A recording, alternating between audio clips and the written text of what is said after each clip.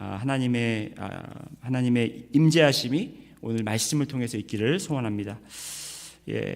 말씀 보시죠. 우리 히브리서 오늘은 4장 14절부터 5장 10절까지 보시겠습니다.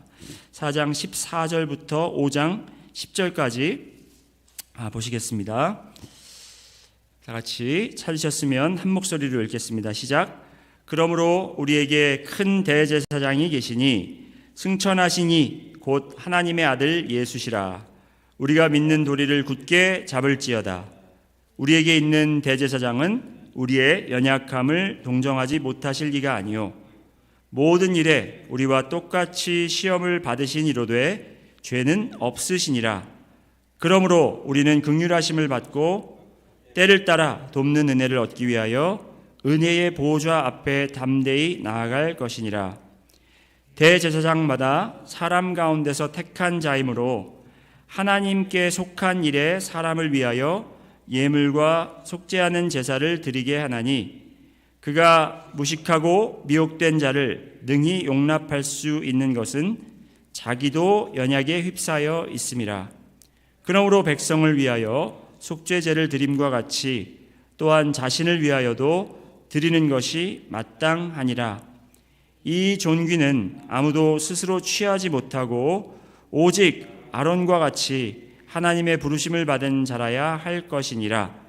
또한 이와 같이 그리스도께서 대제사장 되심도 스스로 영광을 취하심이 아니요 오직 말씀하신 이가 그에게 이르시되 너는 내 아들이니 내가 오늘 너를 낳았다 하셨고 또한 이와 같이 다른 데서 말씀하시되 내가 영원히 멜기세덱의 반차를 따르는 제사장이라 하셨으니 그는 육체에 계실 때에 자기를 죽음에서 능히 구원하실 이에게 심한 통곡과는 눈물로 간구와 소원을 올렸고 그의 경건하심으로 말미암아 들으심을 얻었느니라.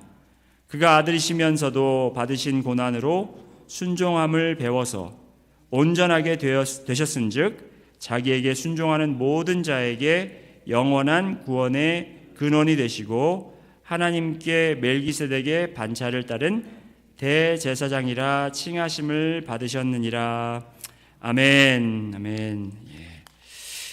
들어오시면서 혹시 그 아웃라인 종이 받으셨는지 모르겠습니다. 그동안 이제 저희가 배워온 것을 간단히 이제 요약해서 적어놨습니다. 그래서 여러분이 다시 동영상을 안 보시더라도 대충 어떤 내용인지 이제 그 히브리서에 대한 구상을 잡고 계셔야 앞으로 또 계속해서 히브리서를 공부할 때 도움이 될 것 같아서 간단하게 요약을 했는데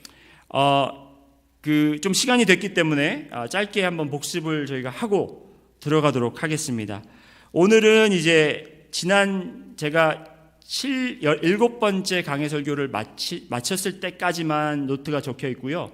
오늘 것부터 이제 거기에 추가가 돼서 제가 이제 다음 페이지에 드릴 테니까 요거는 잘 갖고 계세요. 요거 잘 갖고 계시고 여기다가 노트를 적으실 분은 적으셔도 됩니다. 자, 히브리서는 누가 기록했다고 그랬습니까, 여러분? 앞에 바로 있는데도 못 읽으시네.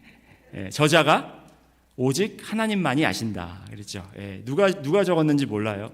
사도 바울이라고 그러시는 분들도 많이 계신데 사도 바울은 아닌 것이 90% 이상 확신합니다. 90% 이상. 어떻게 확신하냐? 저도 몰라요. 저도 모르는데 다른 사람들이 그러더라고요.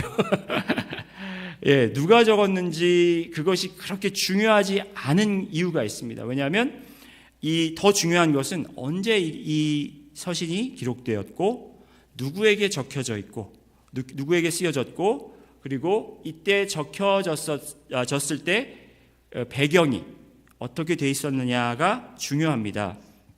저자는 오직 하나님만이 아시고 기록 연대가 한 서기 63년에서 65년이라고 말씀드렸는데 그때 이제 그 나라를 그 지역을 점령하고 다스리고 있었던 사람이 바로 네로 황제였습니다. 네로 황제는 아주 잔인하고 포악한 왕으로 역사상 기록이 되어 있었는데 그때 큰 사건이 하나 일어나죠, 여러분. 그 네로 황제가 이제 가뜩이나 이제 그리스도인들을 좀 굉장히 미워하고 시기하고 있었던 그때인데 마침 화재가 납니다. 대화재가 로마에 그 대화재가 나서 사실 많은 사람들이 네로가 저지른 짓이다 막 이렇게 소문을 퍼뜨리고 다녔어요. 그래서 본인이 그 피해를 피하기 위해서 그리스도인들이 이 불을 저질렀다 하면 될 것 같다. 그래서 사람들이 원래 그리스도인들을 안 좋아했거든요.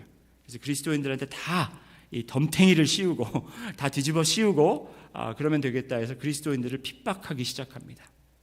그래서 그 핍박한 내용들이 아주 잔인한 방법을 사용해서 핍박을 하게 되는데 동물들과 함께 그 큰 스포츠 에리나에 집어넣어서 잡아 먹히게도 하고 그 큰 기둥에다가 거기다가 꽂아서 죽인 후에 밤에 거기다 불을 붙여서 횃불로도 사용하고 그랬다고 합니다. 자, 그랬을 때 이제 유대인 그리스도인들이 살 방법이 한 가지가 있었는데 그것은 뭐냐면 이제 로마 제국에서 공식적으로 인정한 종교들이 몇 가지가 있었어요. 그 중에 하나가 바로 유대교였습니다. 유대교는 이제 종교가 아니고 그리고 이제 오래되었던 종교였기 때문에 유대교까지는 우리가 받아들이고 인정할 수 있다.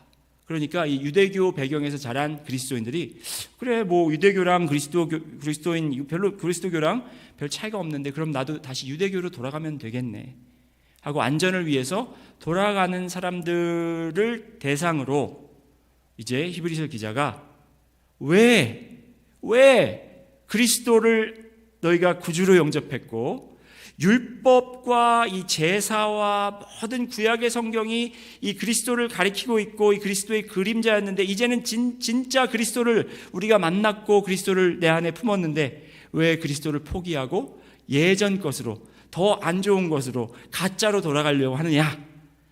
답답한 심정으로 적은 것이 히브리서라고 말씀을 드렸습니다. 네.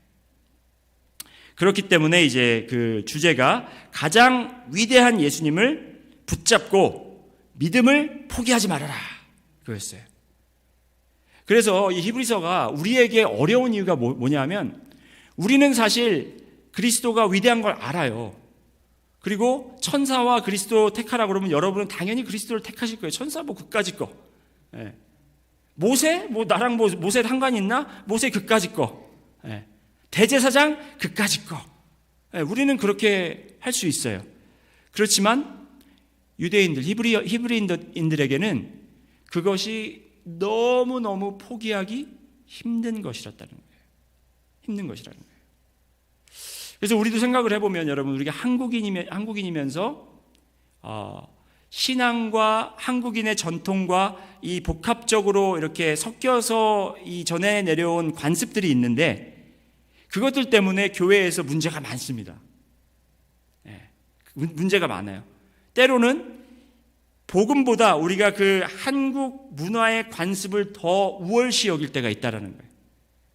예를 들면 제가 이제 2세 사역을 많이 이제 하고 다녔잖아요. 그러면서 이제 목사님들과 1세 어른들을 찾아가서 이제 2세들을 우리가 잘 제자화시켜서 그들이 교회를 떠나는 것에 대해서 안타까워하지 말고 그들이 교회를 나갔을 때 하나님의 그 정말 선교사들로서 대학교 캠퍼스를 들어가고 그들이 가는 직장으로 가고 우리는 그들을 이렇게 파송시켜야 된다 이런 메시지를 하면 아멘은 하는데 나중에 와가지고 목사님 그거 좋은데 우리 애들이 우리가 피땀 흘려서 세운 이 교회를 맡아야 되잖아요. 이 교회 우리가 세우기 위해서 얼마나 등 빠지게 일하고 우리가 정말 피땀 흘려서 이 교회를 세웠는데 우리 자녀들이 이 교회를 맡아야 되잖아요. 이 교회를 어떻게 다른 민족들에게 줍니까? 여러분 왜 못 줘요? 왜 못 줘요? 줄 수 있어야 돼요. 왜? 우리는 그리스도 안에 일단 한 가족이고 그리고 교회 건물은 우리가 나중에 요한계시록을 또 강해를 하면 보시겠지만 그때 세워진 모든 교회들이 지금 다 없어요. 사라지고. 교회 건물, 교회 프로그램들은 다 사라지고 없지만 남는 것은 제자들이라는 것이에요. 네. 그래서 우리가 한국 한인 민족 우리 자녀들이 이 교회를 이제 인수인계해서 이렇게 해야 된다 막 이런 말씀을 하시는데 그게 중요한 게 아니라 정말 복음이 다음 세대에 전달되고 우리 다음 세대가 복음적으로 자라는 것 이것이 가장 중요한 건데 이렇게 전통과 관습을 우선시하는 그것이 너무너무 이들에게 소중하고 귀중하고 그렇게 또 자라왔기 때문에 그걸 배우고 자라왔기 때문에 포기하기가 그만큼 어려웠다라는 걸 아시고 또 우리는 직접적으로 천사나 모세나 대제사장 제사 이런 것에 우리가 연연하지는 않지만 우리가 또 정말 복음보다 더 우월시하는 우리 신앙의 습관들이 있는지를 이 히브리서를 통해서 검토해보고 회개하고 주님을 붙잡는 그리고 믿음을 포기하지 않는 여러분들이 되시기를 소원하겠습니다. 자, 그리고 이제 1장부터 저희가 4장까지를 우리가 그동안 공부해 왔는데요. 이 내용들을 간단하게 적어보면 이렇습니다. 가장 첫 번째가 뭐냐면 천사보다 위대하신 예수님 하면서 이제 천사와 비교하는 장면이 나옵니다. 왜 천사보다 위대하냐? 예수님은 하나님의 아들이기 때문에 더 위대하고 예수님은 만들어진 자가 아니라 하나님 영광의 광채. 그러니까 우리가 햇빛을 보면 햇빛을 직접적으로 보지 못하지만 그 광채를 느낄 수 있다는 것처럼 하나님은 보이지 않지만 예수 그리스도가 하나님의 모습을 보인다는 거예요. 그리고 하나님의 본체의 형상이라고 말씀합니다. 본체의 형상은 뭐냐? 그 본을 띄어서 그대로 옮겨놓은 것을 본체의 형상이라고 헬라어로 캐렉터이라고 말하는데 그게 바로 그 형체를 갖다 본딴 것을 말하는 거예요. 예수님을 보았으면 너희가 나를 보았으면 아버지를 보았다. 그래서 천사를 본 것보다 예수님을 만났다라는 것이 더 위대하다는 것을 이제 1장 1절부터 3절에서 이제 서론으로 시작을 하고 그 다음에 이제 천사보다 위대하신 이유가 뭐냐면 이 천사는 뭐예요? 하나님의 말씀 율법을 이제 가져다 준 메신저다 이렇게 했는데 예수님은 가져다 준 사람입니까? 아닙니다. 예수님은 말씀 자체라는 거예요. 예수님은 하나님 말씀이 육신이 된 그렇죠? 그리고 두 번째로 예수님은 하나님의 독생자 아들. 천사들을 하나님의 아들들이라고 표현하는 구절들이 있습니다. 하지만 하나님은 천사들과 동급된 그런 아들이 아니라 하나님의 유일한 아들, 하나님의 독생자 아들. 하나님과 같은 성품과 하나님의 본질과 같은 분이 바로 예수 그리스도라는 거예요. 그래서 예수님과 같은 아들이 이 세상에 전혀 없다라는 것입니다. 그리고 그 히브리인들은 이 천사들을 경배의 대상으로 삼았는데 이 천사들은 왜 만들어졌죠? 예수님을 경배하라고 만들어졌어요.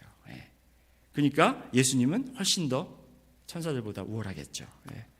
그리고 이제 이렇게 예수님이 무엇보다 비교해서 위대하다 하면서 거기에 대한 경고가 이제 덧붙여서 설명이 됩니다. 그것이 바로 2장 1절부터 18절까지 나오는데 구원에 대한 경고가 나와요. 그 구원에 대해서 간단하게 표현하면 어떤 표현이냐면 구원을 이미 얻었다고 생각하지 말아라. 구원의 믿음에서 흘러내려가지 않도록 조심해라. 구원에서 멀어지지 않도록 너희들이 조심해라 하는 경고문이 나오는데 구원은 이미 받은 것이 아니라 믿음으로 얻은 구원을 우리가 끝까지 지켜야 하는 것이 바로 구원의 과정이라는 거예요. 우리가 구원을 받고 있다가 아니에요. 구원은 이미 떨어졌어요. 여러분 구원을 받으셨는데 그 받은 구원을 우리가 끝까지 지켜야 되는 거예요. 믿음으로. 천국 갈 때까지. 지금 믿음을 포기하시면 여러분 그 받은 구원을 포기하시는 거예요. 이게 신학적으로 논쟁이 많지만 구원을 받았다 잃는 것이 아니라 그런 분들은 구원에 대한 믿음이 없었다라는 것이. 지금 오늘 이 순간 내가 구원을 분명히 믿음으로 붙잡고 있느냐. 내가 아무리 환경이 어렵고 내가 다 포기하고 싶어도 그래도 그 믿음의 소망과 구원의 소망으로 내가 오늘날 멀어지지 않고 흘러내려가지 않고 붙잡고 있느냐. 이 히브리인들이 지금 얼마나 고통받고 있어요. 오늘 당장 끌려가서 죽을지도 몰라요. 그들의 자녀들이 잡혀갈지도 몰라요. 어느 순간 막 쳐들어와서 가족이 다 잡혀가서 그 가족들을 내 눈앞에서 다 몰살시킬지 몰라요. 그런 순간에 내가 그 믿음의 구원을 붙잡고 있는 거예요. 우리 중에 그렇게 어려움을 겪는 사람은 없잖아요. 근데도 우리는 이 믿음을 자꾸 놓으려고 그런단 말이죠. 자, 그리고 이제 3장 1절부터 6절까지는 모세보다 위대하신 예수님에 대해서 이제 설명을 하는데, 모세가 얼마나 이 히브리인들에게, 유대인들에게 중요한 인물입니까? 너무나 중요한 인물이에요. 거의 막 하나님과 동등된, 그렇게까지는 안 하겠지만 하나님을 입은 이 사람들이 모르기 때문에 그 모세를 통해서, 율법을 통해서 굉장히 하나님께 다가가려고 하는 그런 마음이 있었다라는 거죠. 그래서 이 모세보다 위대하다는 표현으로 모세는 집이고 예수 그리스도는 집을 지은 자다, 그렇게 표현하죠. 집이라는 것은 하나님의 백성 중, 하나님의 가족 중 한 사람이고, 모세는 사람 중, 인간 중에 하나지만 예수님은 그 집을 창조하신 분이다.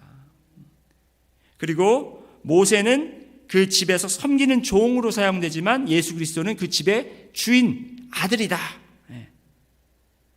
그래서 그 경고를 하는 것이 모세를 우상화하는 마음이 곧 악한 우리의 마음과 같다라는 거예요. 우리에게는 모세가 중요하진 않지만 모세와 같은 존재를 우리가 삶에서 세워놓는다라는 거죠. 경배의 대상들을, 천사가 되었던, 목사님이 되었던, 교회가 되었던, 아니면 나의 신앙의 방법, 내가 막 철야하는 것, 새벽기도 나오는 것, 아니면 내가 성경봉독 많이 한 것, 내가 헌금 많이 한 것, 이런 것들이 나의 우상화가 될 수 있다는 거예요.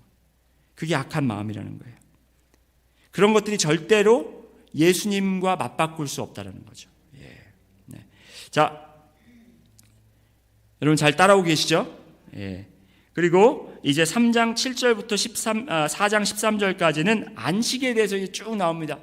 안식에 대해서. 여기서 갑자기 왜 안식에 대해서 나오느냐? 안식은 율법 중에 하나입니다. 그리고 이 안식이 바로 그 천국을 소망하는 하나님의 방법으로 하나님께서 우리에게 명령을 주신 건데, 안식을 거룩하게 지켜라 그래서 일주일에 하루는 꽁꽁 묶어놓고 아무것도 못하게 하시려고 하는 방법이 아니라, 그렇게 해서 율법을 만드신 게 아니라 천국의 리듬을 가르쳐 주시기 위해서 안식을 만드셨는데, 안식이라는 것은 하나님도 창조하시고 첫째 날 이걸 창조하시고 쉬시고 멈추시고 그걸 바라보면서 참 좋았더라 하신 것처럼, 오직 하나님이 하신 일만 하나님께서 만족할 수 있고, 우리도 하나님의 창조물이기 때문에 하나님이 하신 일로만이 우리가 만족할 수 있다는 거예요.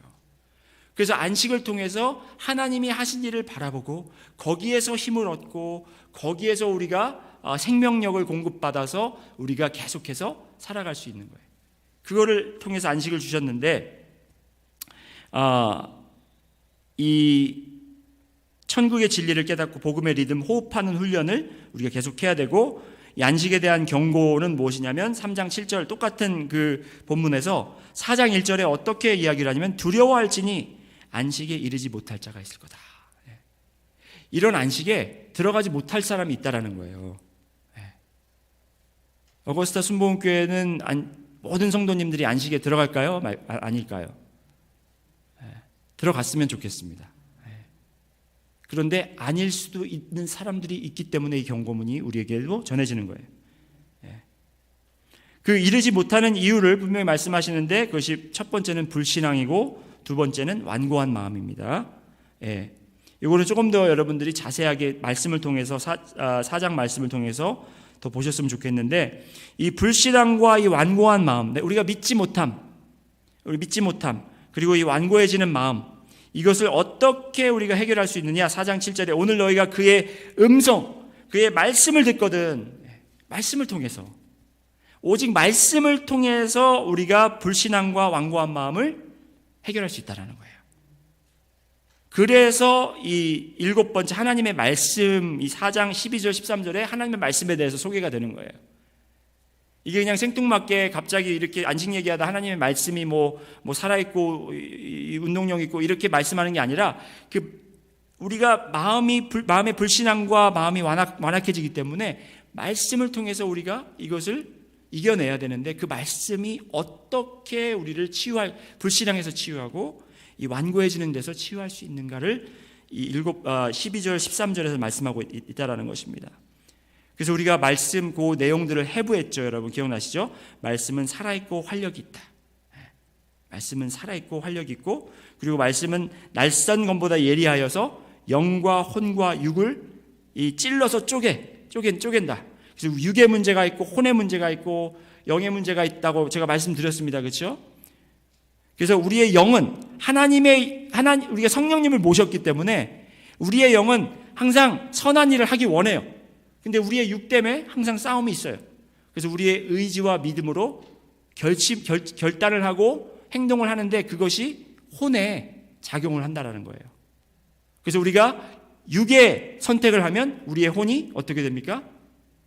그 혼의 보좌 위에 우리의 육이 올라가 있는 거예요. 그렇지만 우리가 영에 순종하고 성령님의 말씀을 따르면 그 혼의 보좌에 누가 앉아 계세요? 성령님, 예수님이 앉아 계시는 거예요.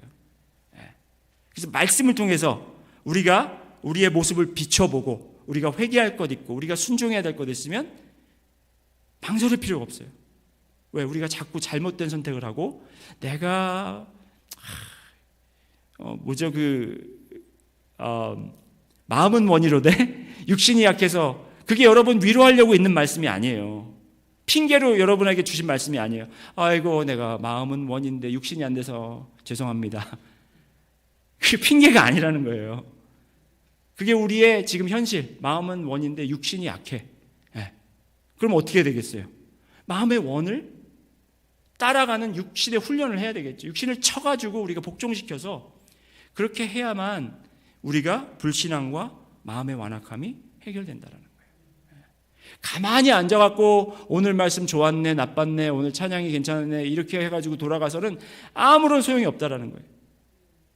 여러분의 마음속에, 여러분의 혼에 오늘 그 보좌 위에 성령님을 거기에 앉게 하시고 여러분이 그 성령님의 말씀에 복종을 해야 되는 선택을 해야 된다, 결심을 해야 된다는 겁니다.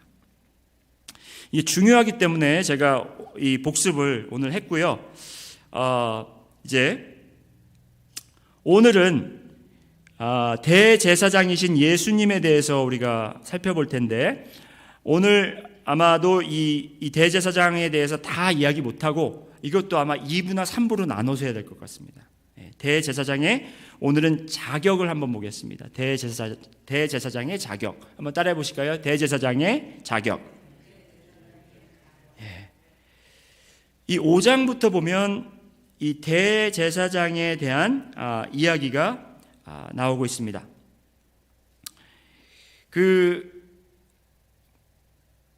먼저 우리 5장 1절 한번 보시겠습니다. 다 같이 한번 다시 읽어보겠습니다. 시작. 대제사장마다 사람 가운데서 택한 자이므로, 거기까지. 대제사장마다 어떻게 했다고요? 사람 가운데서 택한 자. 그럼 당연히 사람 가운데서 택하지 동물도 포함해서 택하나요? 아니면 천사도 그건 아니잖아요. 당연한 말을 왜 이렇게 하시나 그러는데, 여러분 성경 말씀을 공부하실 때 당연한 말일수록 더 깊게 봐야 돼요. 왜 당연한 걸 여기다 써놨을까? 중요하기 때문에 그래요. 당연히 사람 안에서 택하지 동물을 대제사장으로 쓸 수는 없잖아요. 그죠? 그럼 왜 사람 가운데서 택했느냐? 한번 보시겠습니다. 제사장이 사람 가운데서 택해지는 것은 당연한 것입니다. 그런데 왜 굳이 이 말을 히브리서 기자는 적었겠습니까? 이것은 바로 예수님께서 사람이심을, 인간 되심을 표현하기 위해서라고 저는 봅니다. 예수님이 대제사장이라고 한다면 예수님의 자격이 되죠. 이 자격을 지금 쓴 이유는 뭐냐면 예수님이 대제사장이 될 수 있는 자격을 써놓은 거예요. 여기다가 그 율법에 의해서 레위기에 나와 있는 그 제사장의 자격들과 예수님이 거기에 비추어 보았을 때, 거기에 이렇게 비교해 보았을 때 이 자격이 안 되는 부분이 없다라는 것을 보여주기 위해서예요. 더 중요한 건 뭐냐면 예수님이 이미 존재하고 있었던 대제사장이라는 틀에 맞춰지는 게 아니라 더 중요해 보세요. 대제사장이 바로 예수님이 대제사장이 되셨는데 그 대제사장이 예수님의 그림자로 이렇게 만들어진 거예요. 정해진 거예요. 이해가 되시나요? 그러니까 예수님이 대제사장이 될 자격이 있나 없나를 이야기하는 것보다 예수님이 정말 우리의 참된 영원한 대제사장이시라는 것을, 그것을 그동안 구약의 율법을 통해서, 모세의 율법을 통해서 이 대제사장들이 그것을 그림자처럼 앞으로 올 것을 보여준 것이라는 것입니다. 그래서 인간이심을 표현하기 위해서라고 그렇게 저는 본다고 말씀드렸습니다. 왜냐하면 이 대제사장이 하는 일을 1절 이제 후반부에 적고 있는데, 한번 빨간 줄로 쳐진 밑줄 쳐진 거 읽겠습니다. 시작. 하나님께 속한 일에 사람을 위하여 예물과 속죄하는 제사를 드리게 하나니. 이 빨간색으로 하니까 잘 안 보이나 봐요. 그렇죠? 제가 다시 한번 읽어드리겠습니다. 하나님께 속한 일에 사람을 위하여 예물과 속죄하는 제사를 드리게 하나니. 다시 표현하면 예수님이 대제사장으로, 아니면 대제사장이 하는 일이, 그 job description이 뭐냐면 하나님이 하는 일을 사람을 위해서 대신해 주는 거예요. 그러니까 이 중재 역할을 하는 것이, 하나님과 인간의 사이에서, 하나님과 인간이 이제 그 관계가 끊어졌기 때문에 그 끊어진 관계를 연결시켜주는 중재자의 역할을 하는 것이 바로 제사장의 역할이었다는 것입니다. 그런데 어떤 일로 중재를 하느냐, 어떤 일이 바로 하나님의 일이냐, 그 전에 중재한다는 것이 어떤 걸 의미하냐면요, 중재하는 사람은 양쪽을 다 이해하고 대변해야 돼요. 중재자가 한쪽만 너무 치우쳐서 이렇게 한쪽 편만 들면 안 됩니다. 제가 집에서 이제 만약에 이제 저와 아이들이 막 이제 뭐가 안 맞아서 서로 이렇게 언성을 높여서 싸우고 있다고 생각을 해보십시오. 그럴 때 이제 제 아내가 중재자의 역할을 하는데, 중재자로 들어와가지고 애들 편만 든다고 생각해 보세요. 그건 중재자가 아니에요. 그건 중재자가 아닙니다. 그러니까 중재자는, 그러니까 인간의 입장도 분명히 이해를 해야 되고 하나님의 입장도 분명히 이해를 해야 되는 거예요. 그래서 인간이 본인 스스로 할 수 없는 일들을 해줘야 되고, 하나님께서도 인간에게 내리실 것을 이 중재자를 통해서 이제 어느 정도 하실 수 있다라는 것을 우리가 생각해 두면 됩니다. 그렇기 때문에 사람의 연약함과 어려움을 다 아는 사람 중에 그 가운데서 대제사장이 나와야 하는 것이라는 거예요. 그렇기 때문에 사람 가운데서 택한 자라는 거예요. 요즘 말로 그 금수저라는 표현이 있죠. 금수저라는 표현이 아마 부잣집에서 다 갖춰진 데서 태어난 사람을 아마 금수저라고 그러는 것 같아요.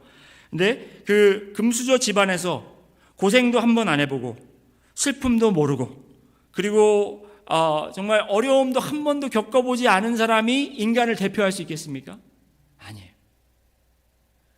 다 산전수전 겪어보고 어려움을 다 겪어본 사람만이 모든 인간들을 대표할 수 있는 거라는 것입니다. 중재인으로 적합하다라는 것입니다. 그렇다면 이거를 우리가 분명히 깨달을 때 예수님이 왜 꼭 육신을 입고 이 땅에 오셔야 됐는지를 우리가 확실히 알 수가 있다는 거예요. 예수님은 하나님이시다, 그걸 우리가 강조하고 중요시 여기지만 예수님은 완전 인간이다도 너무나 중요한 거예요. 예수님은 90% 인간이고 110% 사람이다, 이렇게 생각하면 안 되고 100% 하나님, 100% 인간, 이걸 우리가 분명히 알아야 예수님을 분명히 안다고 우리는 얘기할 수 있습니다. 4장 14절 한번 보실까요, 여러분? 4장 14절 다 같이 한번 읽습니다. 14절, 15절, 16절까지 우리 다 함께 읽겠습니다. 시작. 그러므로 우리에게 큰 대제사장이 계시니 승천하시니 곧 하나님의 아들 예수시라. 우리가 믿는 도리를 굳게 잡을지어다. 15절. 우리에게 있는 대제사장은 우리의 연약함을 동정하지 못하실 이가 아니요 모든 일에 우리와 똑같이 시험을 받으신 이로되 죄는 없으시. 그러므로 우리는 긍휼하심을 받고 때를 따라 돕는 은혜를 얻기 위하여 은혜의 보좌 앞에 담대히 나갈 것이니라. 예수님이 죄가 없다고 그래서 완벽한 사람, 아무런 진짜 이 욕심도 없고, 네?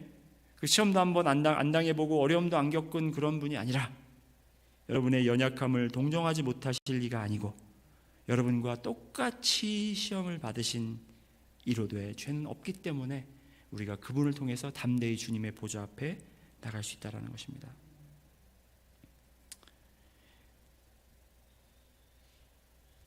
여러분, 왜 우리가 좀 이렇게 동경하고 좋아하는 연예인들을 보면 그 사람들은 화장실도 안 갈 것 같고 이슬만 먹을 것 같고 그런 사람들 있잖아요.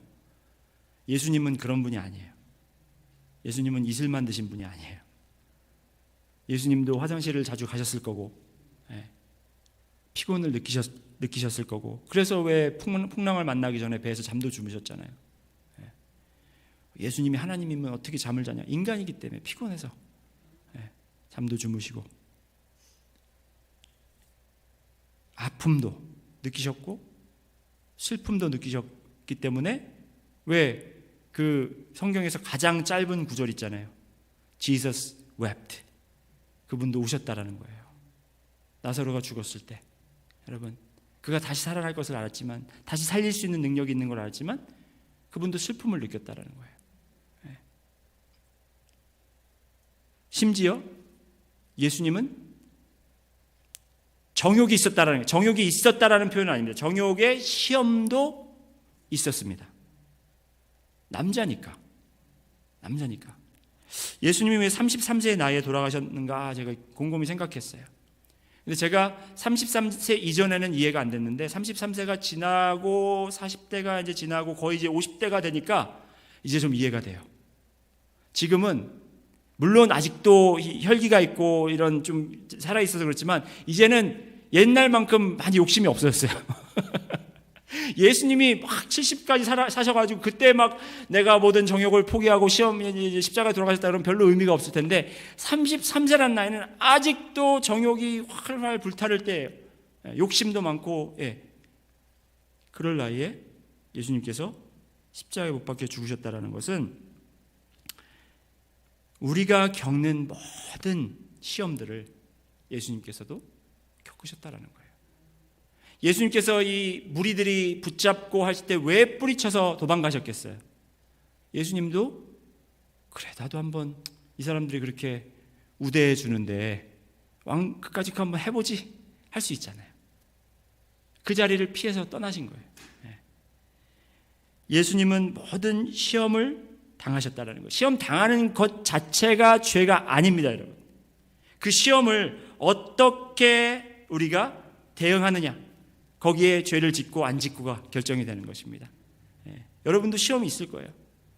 예수님도 시험 당하셨는데 뭐 나도 시험 와라 이렇게 하는 게 아니라 시험이 우리가 닥쳤을 때 예수님처럼 우리는 죄를 짓지 말아야 된다는 거예요.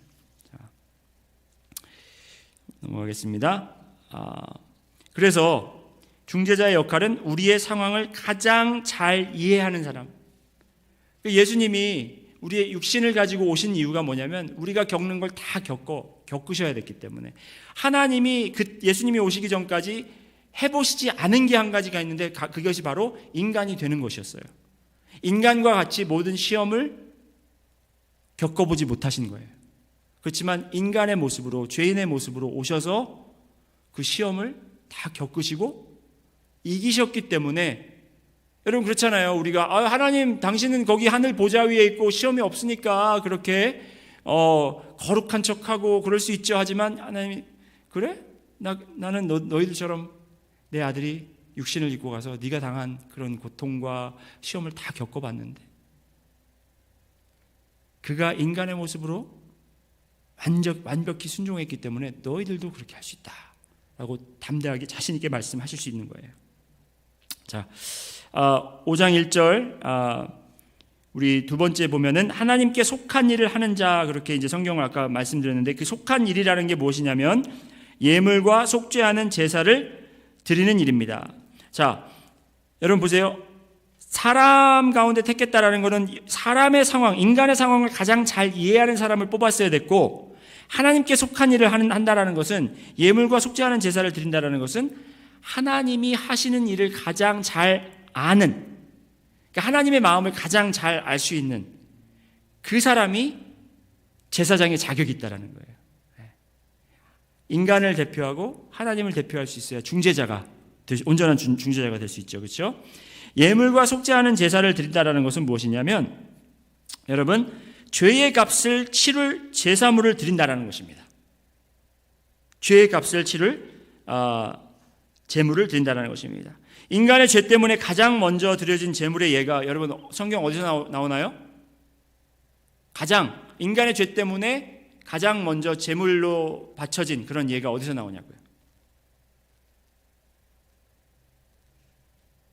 창세기 3장. 한번 보실까요? 자, 보시겠습니다. 창세기 3장 21절 다 함께 읽습니다. 시작. 여호와 하나님이 아담과 그의 아내를 위하여 가죽옷을 지어 입히시느니라. 이때 처음 하나님이 살생을 하셨어요.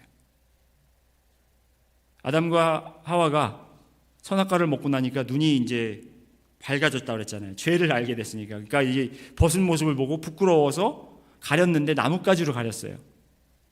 근데 그걸 보시고 하나님이 나뭇가지가 아닌 가죽옷을 만들어 주셨는데, 여러분 동물에 그냥 가죽만 벗기셨을까요? 아니요. 죽여서 그 가죽을 벗겨서 옷을 만들어 주셨다는 거예요. 이게 뭘 의미하냐면, 죄의 대가는 죽음이 반드시 따른다라는 거예요. 죽음이 따라야 된다는 거예요.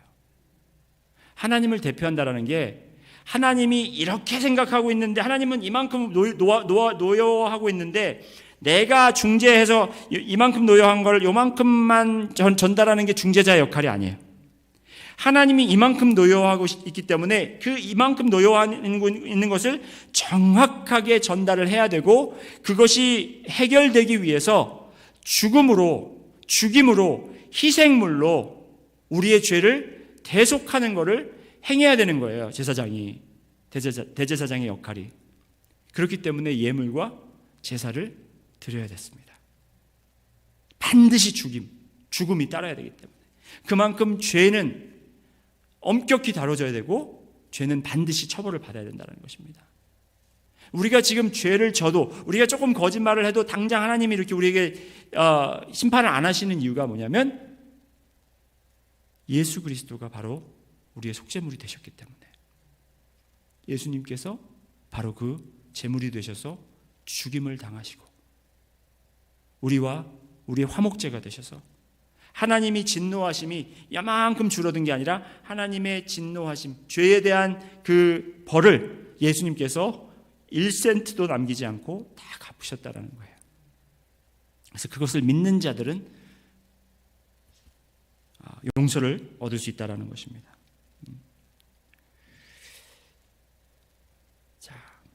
그래서 이렇게 아론의 자손들이었던 대제사장들이 하나님께 속한 일을 한다는 것은 이렇게 때마다 동물들을 죽여서 속죄제의 제물을 드리는 일을 하였는데, 3절 말씀 보면, 그러므로 백성을 위하여 속죄제를 드림과 같이 또한 자신을 위하여도 드리는 것이 마땅하니라. 자신을 위해서도 이렇게 속죄물을 드리기 전에, 여러분 집에 가서 특히 레위기 16장을 한번 읽어보시기 바랍니다. 거기에 이제 그 대속죄 일에 대해서 이제 나오고 있는데, 거기에 이제 대제사장이 1년에 한 번씩 이렇게 행하는 제사가 있습니다. 온 백성들을 위해서 속죄하는 날로. 그러기 전에, 제사물을 바치기 전에 본인이 이제 깨끗해져야, 본인이 먼저 죄사함을 받아야 하나님 앞에 나갈 수 있는 거예요. 그냥 같은 죄인으로서 하나님의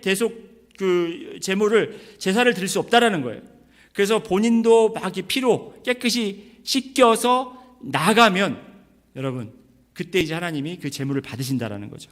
그렇지 않을 때 대제사장들이 죽어나가는 경우가 많이 있었습니다. 자, 이게 예수님에 대해서 어떤 표현을 하냐면 예수님은 이렇게 본인을 위해서 속죄를 할 필요가 있나요, 없나요? 없습니다. 왜? 예수님은 죄도 흠도 없으신 분이기 때문에. 하지만 여기서 중요한 것은 뭐냐면 이렇게 죄 없는 예수님이시기 때문에, 그분이 바로 우리의 대제사장이기 때문에 그가 담대히 주님 앞에 나와서 우리 대신 우리의 속죄를 위해서 제물을 드릴 수 있다는 거예요.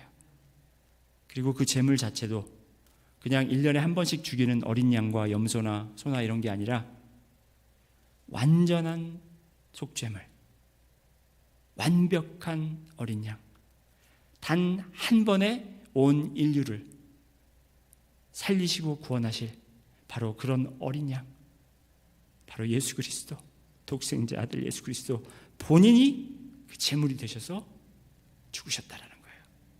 그렇기 때문에 그분을 믿는 자는 영생을 얻고 하나님의 자녀가 되는 권세를 얻는다라는 거예요. 이것이 놀라운 복음의 소식이고, 여러분 이것이 우리가 분명히 믿는 하나님의 말씀이고 천국의 약속인 것입니다. 그래서 이제 유대인들이 왜 요즘 이 개신교들은 회당도 없고 이 제단도 없고 제사장도 없고, 우리도 있어요. 우리에게도 제단이 있어요. 히브리서 13장에 있어요. 히브리서 13장까지 가려면 아직 한참 남았지만 기다리셔야 돼요. 그리고 우리의 대제사장은 있어요. 누구? 바로 예수 그리스도. 완전한, 영원한, 완벽한 대제사장. 이 대제사장의 자격 중에 하나가 이제 아론의 자손들에게 이제 하나님이 정하셨다고 그랬죠. 이거는 저희가 다음 주에 보겠습니다. 왜냐하면 이 아론의 자손들만이 대제사장이 될 수 있었던 것처럼 예수님도 이제 그 어느 여기 반차라고 그랬나요? 반열이라고 그랬나요? 반차에 있다고 했는데 멜기세덱에 대해서 나옵니다. 멜기세덱에 대해서. 자, 한번 보시겠습니다. 이 말씀만 제가 보고 오늘 말씀을 마치겠습니다. 11절 말씀인데, 멜기세덱에 관하여는 우리가 할 말이 많으나 너희가 듣는 것이 두나무로 설명하기 어려우니라. 예, 이거는 좀 설명하기 어려워요. 저도 둔하기 때문에 이거를 공부하려면 좀 더 공부해가지고 여러분에게 말씀을 드려야 되기 때문에 우리가 이제 다음 주에 예수님이 멜기세덱의 반차에 있는 것이 무엇을 의미하는가, 그래서 대제사장에 대해서 조금 더 우리가 깊이 들어가겠습니다. 하여튼 오늘은 여러분께서 그 제사장의 자격에 대해서 조금 더 이렇게 이해를 하시고, 예수님은 이 자격에 미치느냐 안 미치느냐 그게 아니라 예수님이 바로 대제사장이고, 이 대제사장들이 바로 예수님을 증거하는, 예수님을 대제사장을 보이는 그림자였다라는 것을 여러분이 아시고 돌아가시면 되겠습니다. 다 같이 기도드리겠습니다. 사랑해 주님 감사합니다. 오늘 또 이렇게 귀한 말씀을 통해서, 히브리서를 통해서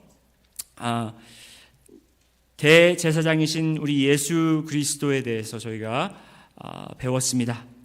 주님, 우리에게 이렇게 귀한 제사장이 있으심 너무나도 저희가 감사드립니다. 주님, 그분을 통해서 우리가 하나님 앞에 담대히 나갈 수 있다는 것, 우리가 또한 너무나도 감사드립니다. 주님, 우리가 이제 살아나가면서 우리에게 주어진 이 특권, 하나님 앞에 담대히 나갈 수 있는 이 특권, 예수 그리스도를 통해서, 예수 그리스도 때문에, 그분의 희생 때문에, 그리고 그분의 중재 때문에, 그분의 대속함 때문에 우리가 주님 앞에 온전히 나갈 수 있다, 담대히 나갈 수 있다는 것을 우리가 분명히 알고, 우리의 기도도 더욱더 담대해지기 원합니다. 우리의 예배 생활도 더 담대해지기 원합니다. 우리의 신앙 생활도 더욱더 담대해지기 원합니다. 그리고 우리가 복음을 전할 때도 더욱더 담대한 마음으로 전하기 원합니다.